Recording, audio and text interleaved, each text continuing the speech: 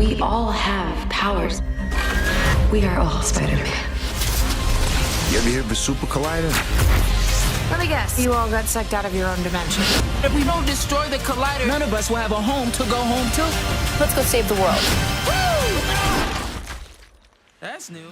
Hey everybody, it's Charlie. We got to talk about that Spider-Man Into the Spider-Verse post-credit scene in the end of the movie. They set up some really big things, pay off some big Easter eggs, and they're just really funny on top of everything. We're also doing a new round of that IMAX ticket giveaway. All you have to do to enter is be a subscriber and leave your favorite moment from the movie on the video. Obviously, careful for spoilers if you have not seen Spider-Man Into the Spider-Verse yet, because we'll be talking about what happens at the end of the movie. So here we go. What I'm going to do is I'm going to talk about the post-credit scene first because it sort of clarifies what's happening at the actual end of the movie. The end of the movie itself sort of tees up what's going to be happening with the sequel. The post-credit scene just provides some more context for that, in addition to just being a really funny moment. So in the post-credit scene, you go to Nueva York and you see Oscar Isaac from Star Wars and a billion other things playing Miguel O'Hara, Spider-Man 2099, in his full comic book costume. He's creating the webware watches from the Spider-Verse comics that they use to traverse the web of life and destiny without people's help like Madam Web.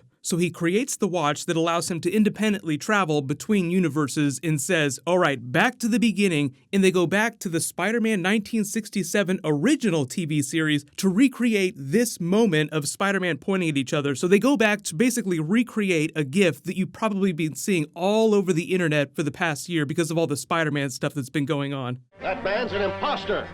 That man is the imposter. There can't be two Spider-Men. Let's take them both in. Hold on a second. We'll have a showdown to prove which of us is the real Spider-Man, and you can unmask the loser. That's fair enough, but no tricks. Duplicated my web power.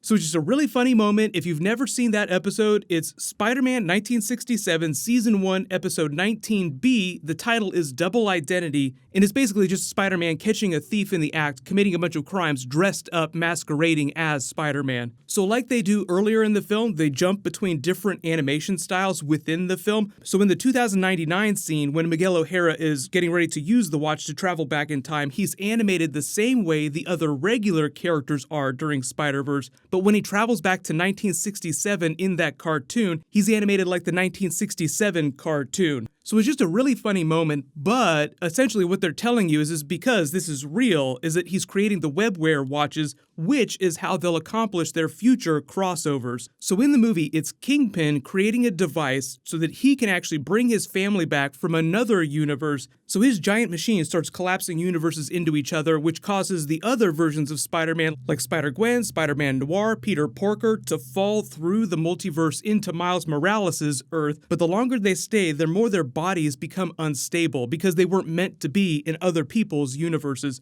It's implied that the webware watches that Miguel O'Hara is creating in 2099 will solve that issue, or really a number of issues. One, so that they can just basically cross over between universes in future sequels without having to create a giant machine like the Kingpin again, and so that their bodies won't start glitching out when they're in other universes like they did during the movie. Like every time you would see them in a fight, every once in a while they glitch out and it would really hurt them when they were trying to fight a villain. So if it wasn't too clear, going back to the end of the actual movie though, you see Miles lying in bed listening to that song, and all of a sudden a portal opens above his head and it's Gwen Stacy, Spider-Gwen, looking down at him saying, "Hey Miles," and he's getting ready to talk to her. So it's implied that she also now has one of those watches. So even though that 2099 Spider-Man timeline might seem a little confusing, they already confirmed that the sequel will be Miles and Spider-Gwen. They haven't said which other characters will come back, but I'm assuming that most of the mains from Spider-Verse will return for the sequel. Like Jake Johnson's Peter B. Parker. The last we saw him, he was getting ready to heal his relationship with his version of Mary Jane. So in another 2 or 3 years, when they get that sequel out, he'll have finished healing his relationship with Mary Jane. Maybe they'll have a baby on the way, and that baby can be Mayday Parker.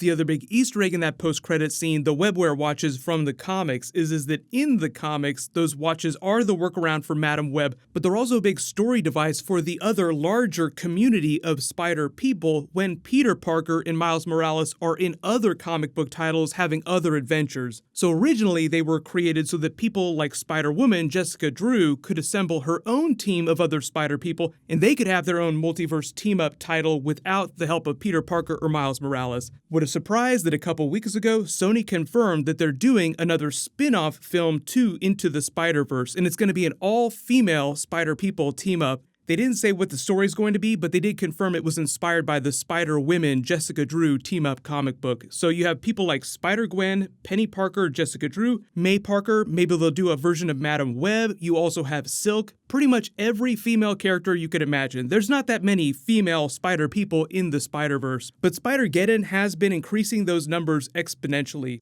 My favorite new one is Spider-Man, just literally a Spider-Man that's a costume filled with thousands upon thousands of tiny spiders made to look like an actual person walking around. If you stayed for the credits, the other big thing that happened, it was more of a funny moment, but it was Chris Pine's Peter Parker, the one that died with the blonde hair and the blue eyes, singing his Christmas song. But then it kind of turned into a larger parody of himself when he started singing about, why am I singing this? I have a chemical engineering degree. Why did I agree to do this stupid song? The whole movie was filled to the brink with Easter eggs. There were millions of them. It's going to take forever to find every single one, but most of you probably spotted the really big ones. I will be doing an Easter egg video for the biggest ones in the next couple of days, but one of my favorites was at the beginning of the movie when the Chris Pine Spider-Man was narrating his backstory and said, I also did this, and he's walking down the street doing the Tobey Maguire dance from Spider-Man 3. That got one of the biggest laughs in my theater, but let me know in the comments. They have a whole bunch of spin-offs planned.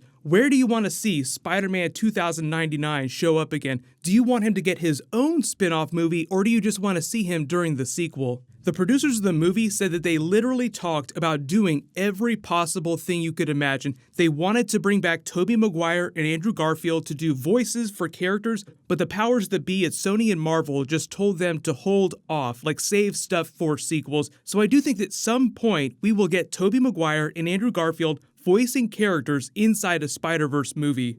This is a clip of Andrew Garfield reflecting on his time as Spider-Man, which is pretty rare. You don't hear Tobey Maguire spending a lot of time reflecting on his era of Spider-Man, but it's a lot of fun to listen to him talk about it. I was young, and I think it's a difficult, not as young as someone like, the young guy playing it now, Tom Holland, who's a fantastic actor, by the way. But I think there is something that happens in those, I don't know what your experience was, but my experience, there's something that happens, that's something that happened with that experience for me where it was, story and character were actually not top of the priority list, ultimately. Got it, yeah. And Maybe I found that really tricky. I signed up to serve the story and to serve this incredible character that I've been dressing as since I was 3. Yeah. And then it gets compromised and it breaks my heart. I got heartbroken a little bit to a certain degree.